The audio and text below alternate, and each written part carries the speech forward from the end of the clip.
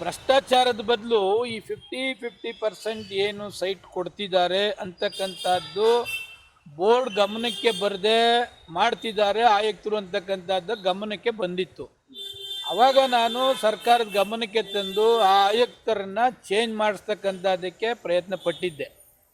Change ಮಾಡಿಸಿದ್ರೂ ಕೂಡ ಕೆಲವರು ಜಾತಿ ರಾಜಕಾರಣದಲ್ಲಿ ಇಟ್ಕೊಂಡು ಅವ್ರನ್ನ ಕಂಟಿನ್ಯೂ ಮಾಡಿಸ್ತಕ್ಕಂಥದ್ದಕ್ಕೆ ಮಾಡಿದ್ರು. ಅಲ್ಲ, ಅವಾಗ ಕೋರ್ಟ್ಗೂ ಹೋದರು. ಕೋರ್ಟಲ್ಲಿ ಅವಾಗ ಇನ್ನೂ ಅವ್ರದ್ದು ಟರ್ಮ್ ಮುಗಿದಿಲ್ಲ, ಅಲ್ಲಿಗಂಟ ಕಂಟಿನ್ಯೂ ಆಗಬೇಕು ಅಂತಕ್ಕಂಥದ್ದು ಕೂಡ ಮಾಡಿದ್ರು. ಈಗ ಕೋರ್ಟ್ ಆದೇಶವನ್ನು ನಾವು ಪಾಲನೆ ಮಾಡಬೇಕಾಯ್ತು. ಕೋರ್ಟ್ ಆದೇಶ ಮುಗಿಯ ತನಕ ಅವರು ಇಲ್ಲೇ ಕಂಟಿನ್ಯೂ ಆದರು.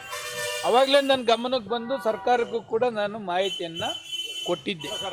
ಇನ್ನೂ ಒಂದು ಹೆಜ್ಜೆ ಮುಂದಕ್ಕೆ ಹೋಗಿ ಒಂದು 400 ಸಬ್ಜೆಕ್ಟು ಮೂಡಾದಲ್ಲಿ ಬರ್ತದೆ ಅಂತ ಇಟ್ಕೊಳ್ಳಿ.